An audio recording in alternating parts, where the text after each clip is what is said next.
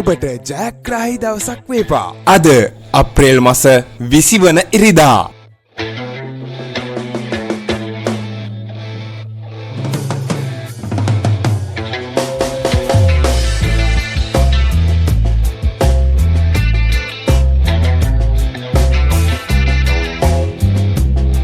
ජයග්‍රාහී අංක දිනපතා නැරඹීමට අපව සබ්ස්ක්‍රයිබ් කර තබා ගන්න.